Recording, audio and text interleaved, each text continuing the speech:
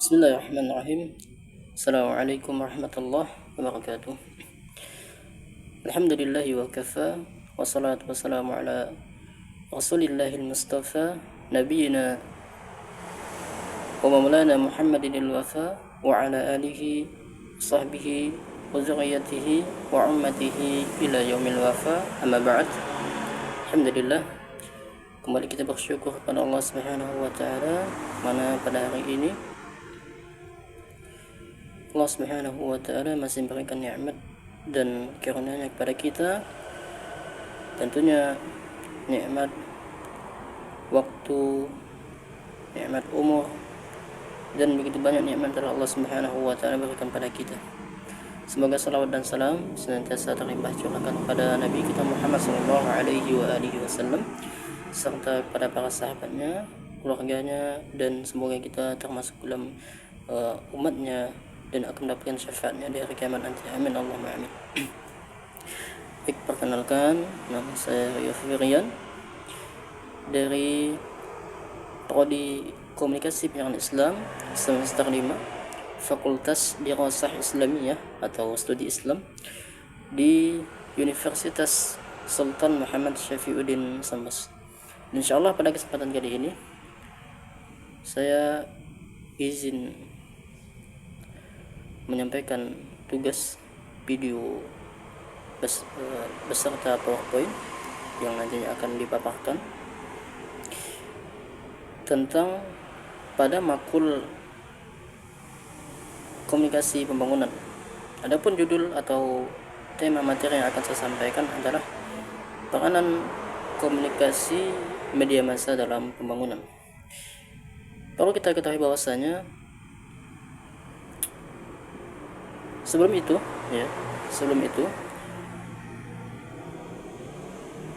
materi ini akan saya tujukan, akan saya sampaikan kepada dosen makul yang bersangkutan, yakni yang kami hormati Ibu Riyasmi Yusmasari M.Hum. Kemudian tugas ini juga merupakan untuk mengisi nilai yang telah diberikan. Adapun judul yang disampaikan adalah komunikasi peranan penting media komunikasi di dalam pembangunan. Media massa merupakan sarana komunikasi yang memiliki pengaruh besar di dalam berbagai aspek kehidupan, teruntuk pembangunan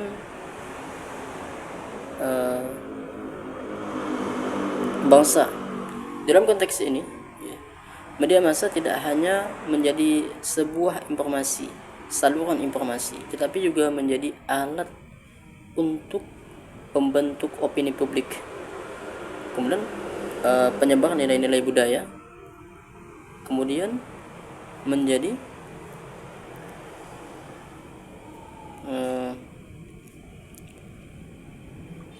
publikasi yang nantinya akan mendorong perubahan, yang akan mendorong pada pembangunan kita. Komunikasi sebuah proses penyampaian pesan dari komunikator kepada komunikan, yang dalam tanda kutip khalayak ramai, karena media massa, kecuali media massa, komunikasi massa, sebuah proses penyampaian pesan dari komunikan kepada komunikator dalam khalayak ramai.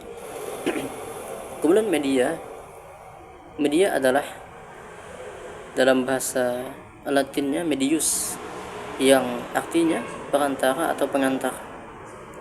Di dalam bahasa Inggris disebut medium, tengah. Jadi kita artikan sebagai media ini adalah penengah, perantara, pengantar. Media kemudian berdasarkan bentuk dan fungsinya.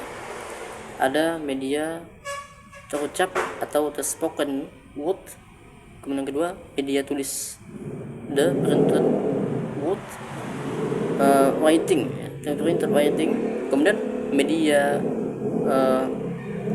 dengar pandang, ada audio visual. Media terucap atau the spoken word berfungsi sebagai alat bias untuk menyebutkan fungsi bunyi seperti radio, telepon, dan sebagainya. Kemudian media tulis atau the printed writing yang berfungsi yaitu media berupa tulisan atau cetakan seperti tablet, buletin, majalah, dan sebagainya. Kemudian media dengar pandang, the visual audio,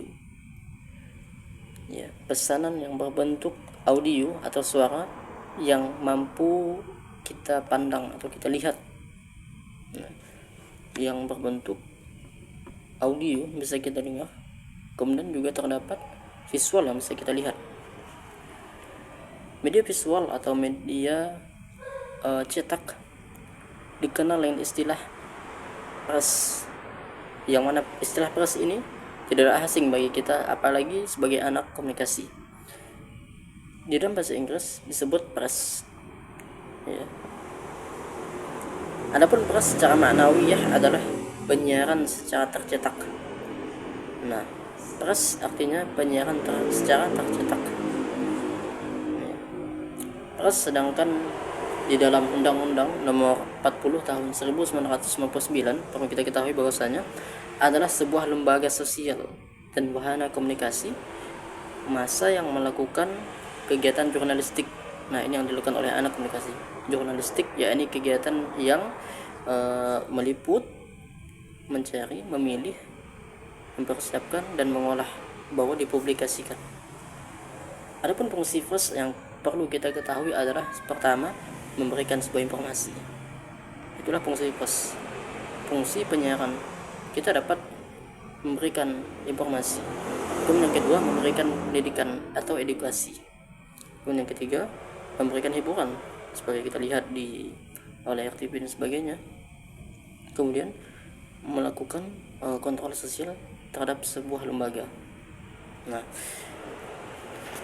adapun kebebasan peristiwa, fakta,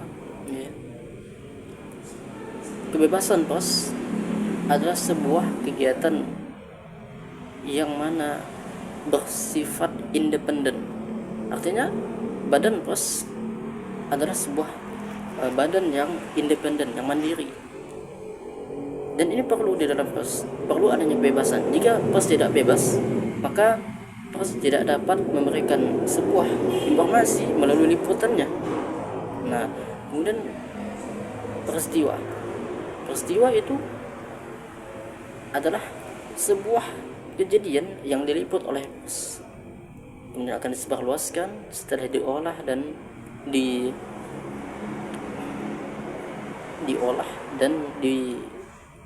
kemudian dipublikasikan. Kemudian fakta yang diliput, yang disebarkan oleh pers tentulah bersifat kejadian yang nyata, yang konkret, yang informasinya adalah informasi yang benar terjadi. Nah, fungsi dari pers atau peranan penting komunikasi massa dalam kebudayaan adalah ianya dapat menyebarkan nilai-nilai kebudayaan, apalagi di negeri kita Indonesia ini yang banyak sekali aneka ragam budaya yang perlu kita liput, kita perkenalkan kepada orang luar, tentunya dengan media massa, media pers. Nah, artinya kesimpulan materi kita kali ini adalah peranan dari komunikasi massa, media massa di dalam pembangunan, apalagi terhadap pembangunan kebudayaan, adalah pentingnya komunikasi media massa untuk menyebarluaskan budaya-budaya yang ada di Indonesia, memberikan edukasi kepada masyarakat luar tentang budaya-budaya yang ada di Indonesia. Dan ini yang akan meningkatkan pembangunan yang ada di Indonesia ini. Sekian materi yang dapat saya sampaikan. Mohon maaf atas segala kekhilafan. Yang benar yang datang dari Allah Subhanahu wa taala, yang salah dari diri saya pribadi. Tentunya saya berharap mudah-mudahan materi ini bermanfaat bagi kita semua. Demikian aku qauli hadza. Wassalamualaikum warahmatullahi wabarakatuh.